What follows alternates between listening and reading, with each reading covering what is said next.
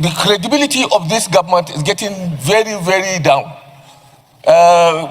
Workers, whose salaries have been increased, we say we have given them 35,000 additional money. We have created revenue, minimum wage, 70,000 naira. Nobody has seen anything.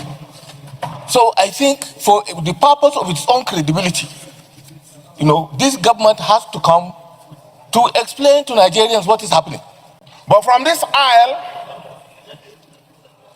you all know what is happening. Maybe there is too much preoccupation with politics and 2027. Maybe there's too much concentration on receiving defectors all across the country, and people are not looking at it. Please, Mr. President. My people, wonder they say shall never end. Like this Tinubu government is nothing but a scam. It's getting to everyone, Even those people that have been collecting money from Tinubu to do his bidding are now complaining as well. People that are in the National Assembly are complaining about this Tinubu government. They said that the credibility of Tinubu government is going down. Everything they stated that Tinubu has achieved within these 2 years is nothing but a scam. Look at the student loan. Please, how many students is benefiting from this student loan? Look at the minimum wage.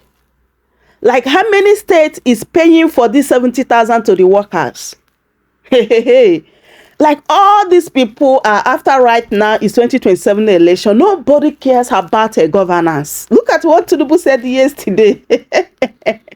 He described those at the forefront of forming a coalition to unseat him ahead of the 2027 presidential election as persons who have been internally displaced politically. Chai, what a country. Instead of Tinubu to focus on governance, how to make the life of Nigerians get better, they have now started campaigning for 2027 election. Look at this headline. Wike allocated over 2,000 hectares of land in Abuja for his son. My people, this country, na cruise. Like these people, na boozy property Nigeria, as if not their property. Like the way these people that in this Tinubu government is behaving, like they are behaving like abros. Like these people do not have any conscience. Peter B cried out yesterday about his brother's property they demolished, right? So today, Lagos government has come out to say that they are not involved. My people, who is involved in this demolition? So it means that he can wake up tomorrow now and someone will come to your properties and start demolishing them. Like, what kind of a country is this? Hey, God, though, this is getting out of hand.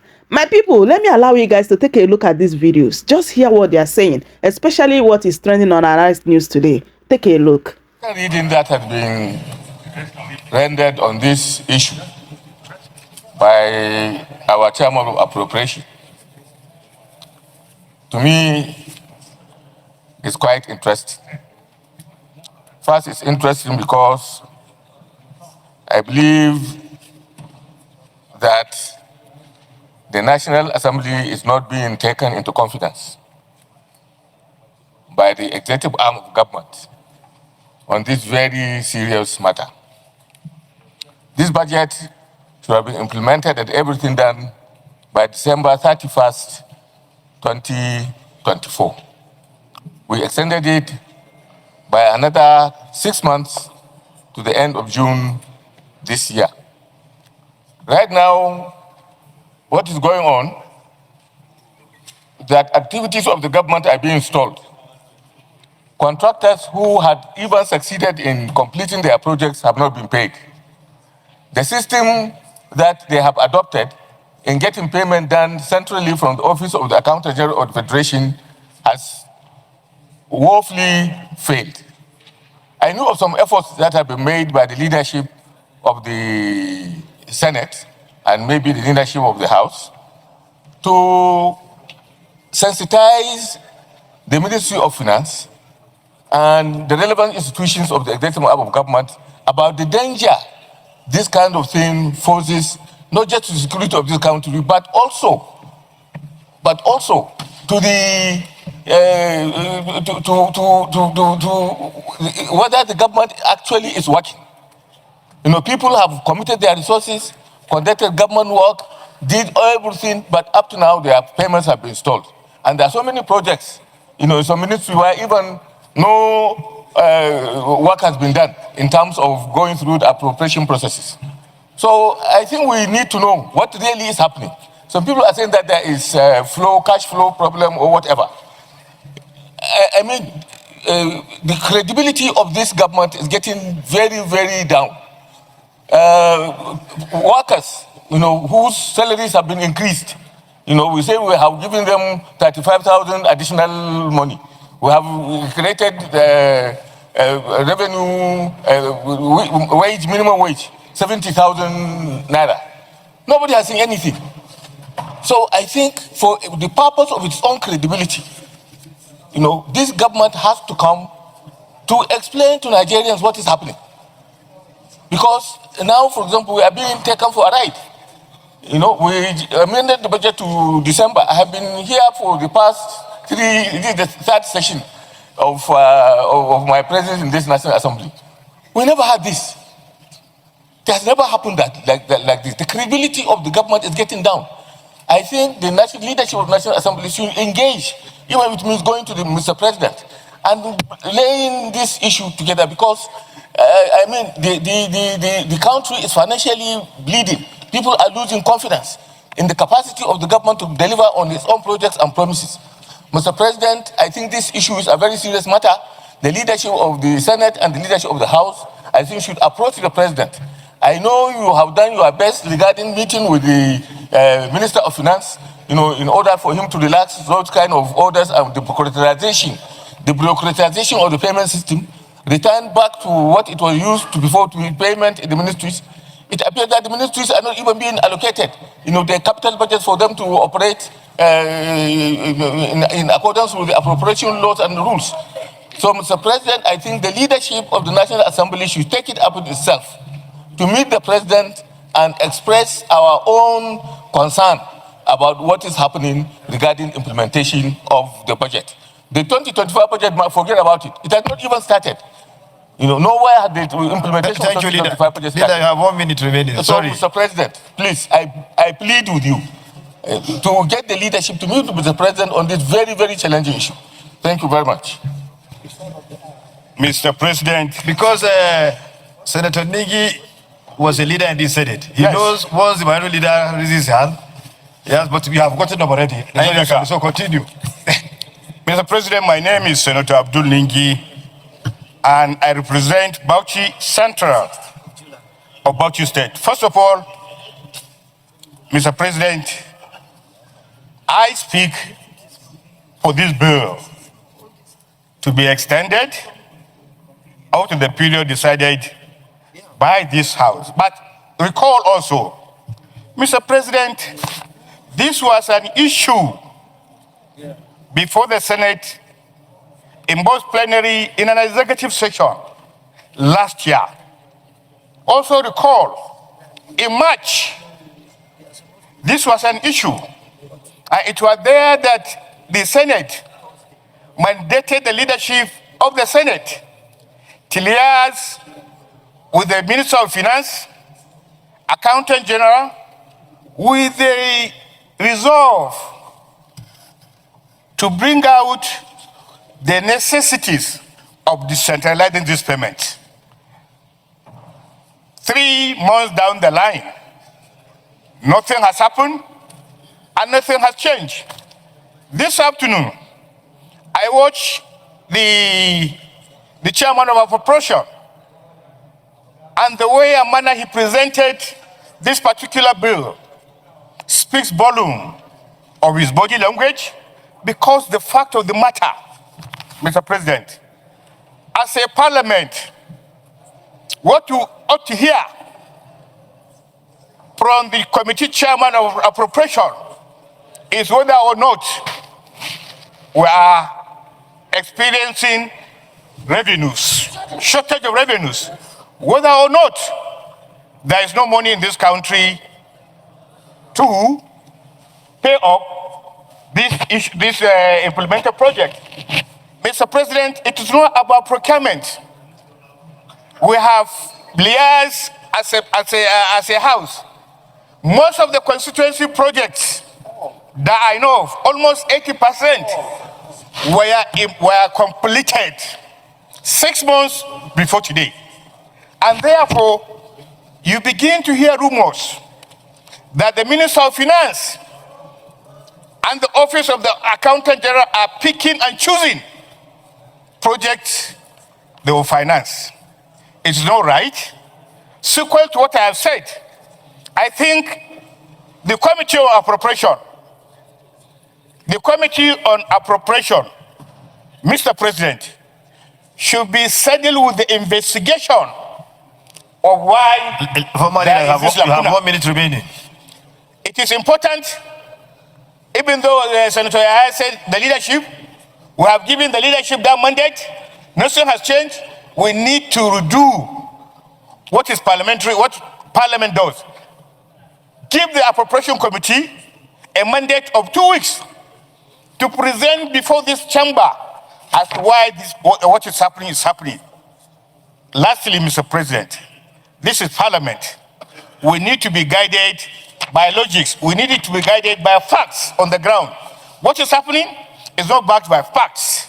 I have no problem. There is necessity for us to address this issue, extend it. But we cannot continue extending all the time. This thing has become normal. Thank you very much. No one in this chamber is opposed to an extension if it has become necessary so that the machinery of government continues to run and does not grind to a halt. But clearly, nobody is satisfied about the situation that we have found ourselves in. Mr. President, I came this morning to have a conversation with the chairman of appropriation. I'm a member of that committee too. And also the chairman of finance. And if possible, to discuss this on the floor. I didn't know that this matter was slated for hearing. Because we are all inundated with complaints all over. Government has grounded, that's what it means. Contractors who have done their jobs, committed their resources, cannot be paid. The benefits of the budget that we all took time to work on and pass has not gotten to the people. And guess what? We are talking of the capital component. The recurrent component, which is for the bureaucrats, it has gotten to them 100%. 100%. The component that has not been released, that is still stagnant, nothing is moving forward, is the real one that goes to the people of Nigeria for development of our country, for all the people that we represent. So it's a very sad situation. You recall that some weeks back, there was a time that contractors, out of frustration and anger, I hear even stage demonstrations. I read about it. A number of you on this floor may be familiar with that. So, Mr. President, the chairman of appropriation, unlike other motions and debates he has led, for which we have always supported, even from this aisle, in the interest of the country, today has not given compelling reasons why this extension has become necessary. And I don't want to hazard any guess, but from this aisle, you all know what is happening. Maybe there is too much preoccupation with politics and 2027. Maybe there is too much concentration on receiving defectors all across the country, and people are not looking at the please. Mr. President, I have the floor. You started very well, end very well. I have the floor. I have the floor. Because the business of the Nigerian people, for which we were all elected, all of us and the President of the Federal Republic, is It's not moving forward. That is the reason this motion and this bill has become necessary. But like I said, from our experiences, you have 1 second out remaining. of our commitment for the national good and for the development, we are not opposed in principle to the extension, as the minority leader and my colleagues here have spoken. But I associate with the need to investigate. We need to. Our committees, is it that we are not having enough money? We have withdrawn, all of us supported the withdrawal of fuel subsidy, meaning that there's even more money.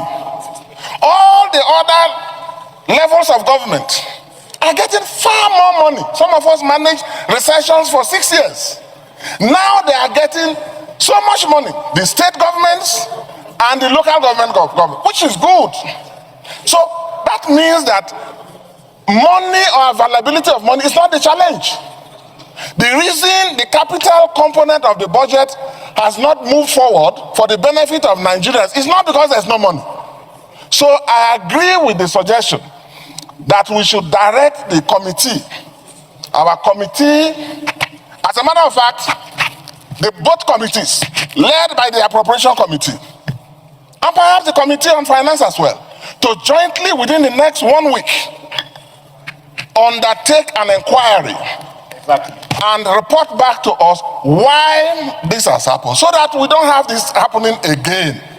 I just thought that I should thank you very much for your contribution. And to say that in principle, thank you. Even though we are not happy with where we are, things have grounded to in the interest of the country. We need to pass this bill and allow the machinery of government to go on. But we need to investigate why we are here. Thank you very much. Thank you very much. Notified of this situation, and we have become aware. We have to formally mandate them. Let everyone in Nigeria know that we in this Senate are alive to our responsibilities, and that we have mandated our committees, whom we trust, to go into this thing and report to us. I think that will be in order. Thank you. So I therefore second the motion earlier moved by Senator Nigi. Thank you. Of a property belonging to the brother of Labour Party leader Peter Obi has sparked a debate online regarding the controversy surrounding property rights and the rule of law in Nigeria. On Tuesday, Peter Obi stated that his younger brother's company's property in Ikeja, Lagos was demolished without a court order or proper notice, despite efforts to intervene and seek an explanation. No legitimate reason or authority for the demolition was presented. Peter Obi said that the court judgment shown to him was against unknown persons and squatters and did not specify his brother or the property, nor did it contain any demolition order or permit. Well, let's take a listen before we take some reactions.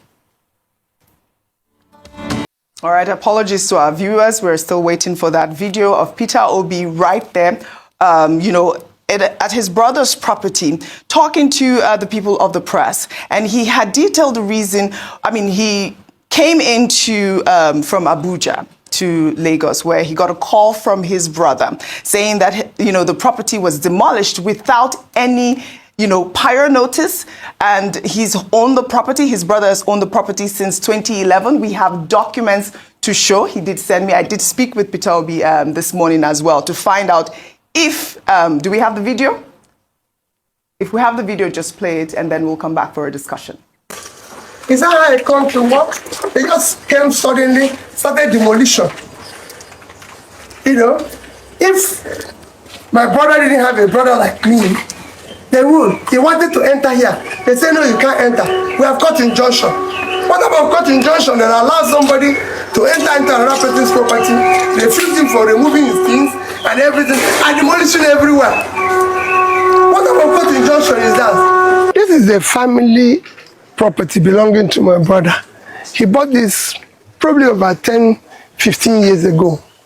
Yesterday, he called me frantically. He said some people have just jumped into my property in Kenya and have removed the roof and are demolishing the property, and he doesn't know what is happening. When he asked them, they said they have a court injunction, that they've obtained court order, that they are the owner of the property. I said, can I see the court papers? I know who you sued. I saw the court papers, And he says they sued an unknown person. How can you say a house that has been built up is owned by an unknown person? Can you see the rascality in this country? Can you see what is happening in this country? And you are talking about foreign investor. Look at what local investor is investing. Look at what Nigerians have. Look at this rascality. I'm ready to, that's why I'm making it open. Let the owner come so we can meet and talk. Let him tell me how he got involved in this. All right, Dr. Bati, you were just saying that these are straightforward legal issues. I don't know. I'm sure that I've shown you some of the documents that, I got to buttress his claim that he does own the property. And also we have another document, if you can pull up those documents, of the actual people who went to court to get an order for demolition. That's Peter Obi's brother's property, to show his deed of assignment.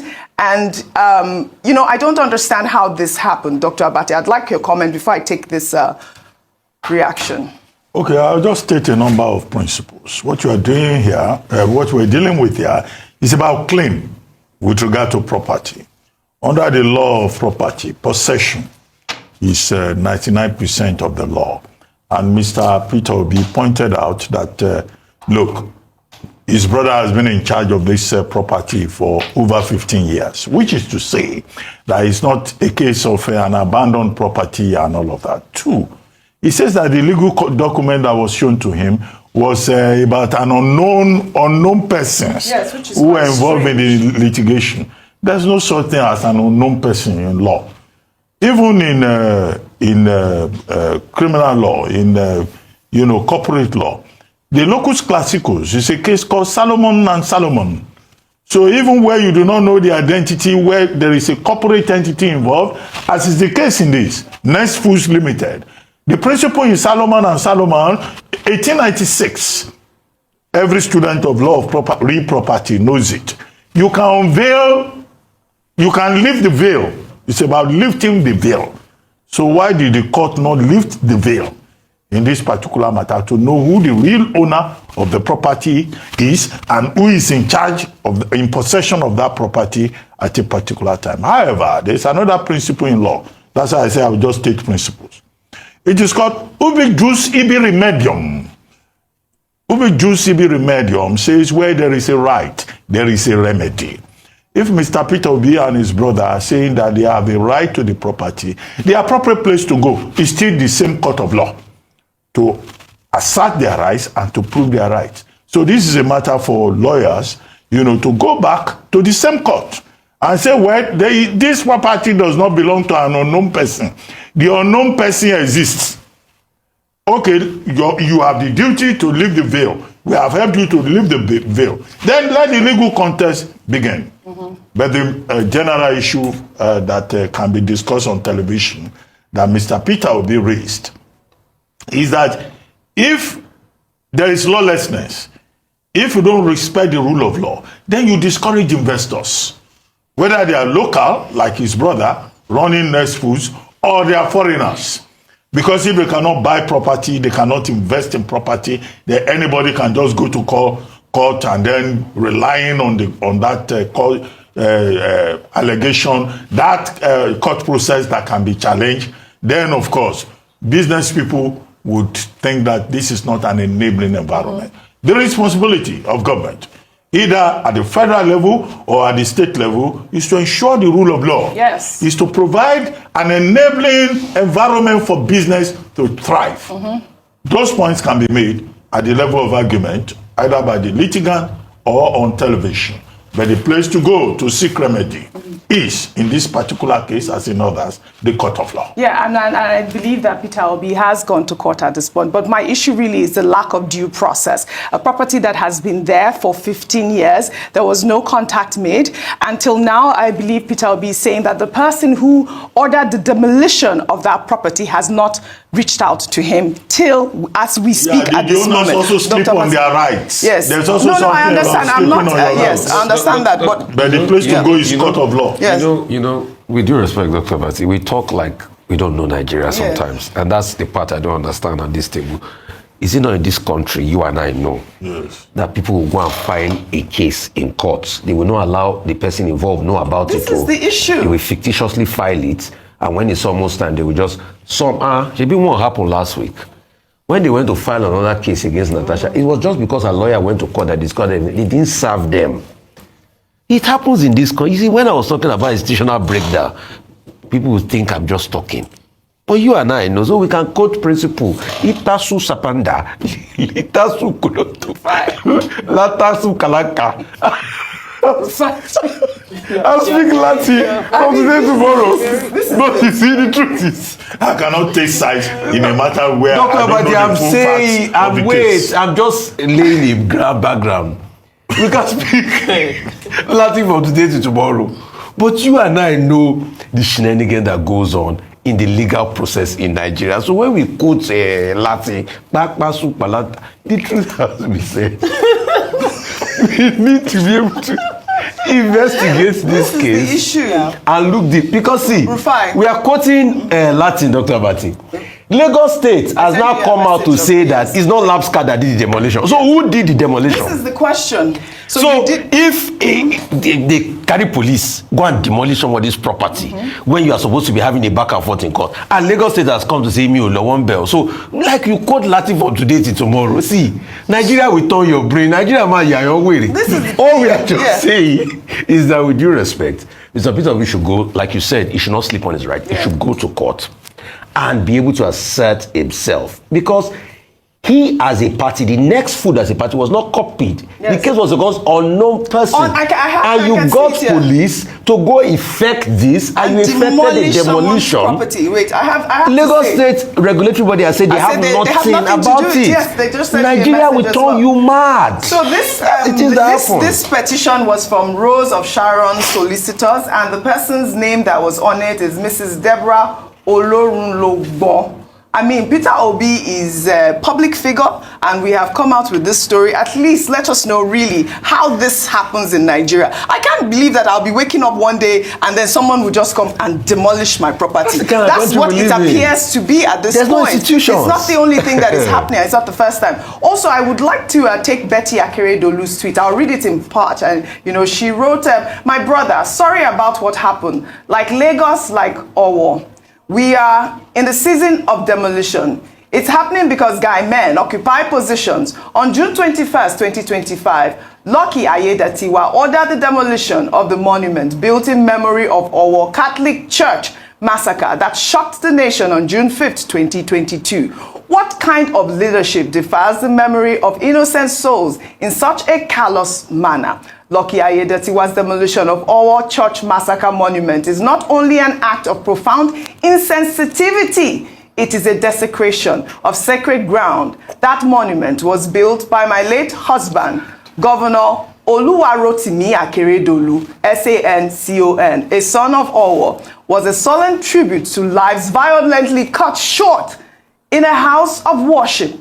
It symbolized collective mourning, remembrance, and healing. I mean, this was part of her tweet, and she's completely apt. How do you demolish such monument without due process? We have videos of the demolition, if you can put that up. And this is sort of conversation. Because, I mean... It's an aberration. So, do you want to remove the memory that people died? Yes, this is Isn't that people didn't die? Yes, absolutely. Can you untie the people that died? You know, Nigeria, all right. So, if you say... Oh, God. All right, we'll follow up on the story as always. Well, and we'll get Dr. Bass is laughing. Well, I guess we'll get an account of the people who sent those people to demolish Peter Obi's brother's property. Meanwhile, the Obedience People's Party, which appears to be linked to the Obedience Movement, is said to be among the 110 associates seeking registration as new political parties in Nigeria. The Independent National Electoral Commission announced on Tuesday that it had received multiple applications from aspiring parties. It is not clear if the party is linked to Peter Obi, under whom the Obedience Movement gained momentum during the lead-up to the 2023 general election. The Obedience Movement launched a digital portal for member registration and the issuance of identity cards in April 2025. INEC Chairman Professor Mahmood Yakubu said that All 110 applications will be processed fairly regardless of the promoter's status. Meanwhile, President Bola Ahmed Tinubu has dismissed the various coalitions forming against him as political IDPs. Tinubu spoke at a one-day presidential state visit to Nasarawa State on Wednesday, where he inaugurated projects. He urged his supporters not to pay attention to his political opponents as they are in a coalition to unseat themselves. Let's take a look. Sule is doing well because Bola Tinubu is doing well too. Those who have triggered the alley politics and the partition of coalition, suddenly, just don't pay them any attention. They are the political IDPs. Don't give them a home. The hope is here. I'm not geared for what they try to pull on me. Alley political campaign. Who is a politician who will keep quiet when the gangsterism are forming a coalition to unseat themselves? Mungbe revolution ball. You know, every time I hear him speak with so much confidence, I am so, you know, I mean, he's saying that the coalition parties, you know, we should just disregard them, but we are seeing, you know, 110 parties registered, and we have seen this new obedient party being among them. What are your thoughts really quickly? Well, of those 110 parties, my favorite was Village Intelligence Party. That was the party for me, and I'm behind them 100%. On a serious note, we know that, you know, almost every year or every seasonally INEC does deregister parties from the political register, and it's always in huge numbers. So it's no surprise to see this huge influx of, you know, potential parties coming to the table. It doesn't mean all of them will be successful, and it doesn't even mean all of them have, it's not easy to register a political party in Nigeria because you need nationwide representation. You need, the things that are required are quite cumbersome. So of course, of these 110 applications, it will be narrowed down,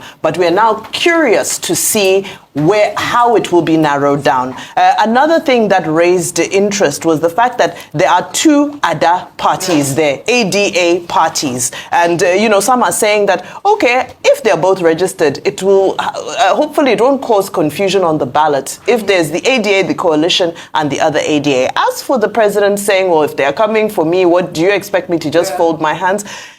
That's just the reality of it, is that, but what we implore is that he should not respond with politicking. We want him to respond with good work and more good work and more good work. That is how you silence your opponents. That's how you silence your opponents. On party registration, just to say that Samuel Lumekun, the spokesperson of INEC, has already said that what they have received is expression of interest, not formal applications. And out of these 10, out of these 110, only 10 have submitted expressions of interest. However, party registration is guided by law. Section 221, 222 of the 1999 Constitution, Section 75, 76, 77 of the Electoral Act 2022, and INEC guidelines and regulations. Is after following all these provisions under the law that you can even formally apply for registration. And the process, you know, has been articulated by INEC. You have to even get form EC 15A sub 1. It's when you get that you can begin to talk about formal registration. What we can say is that INEC should be fair to all parties concerned, and there should be no discrimination. Well said. Welcome to Shamra Senior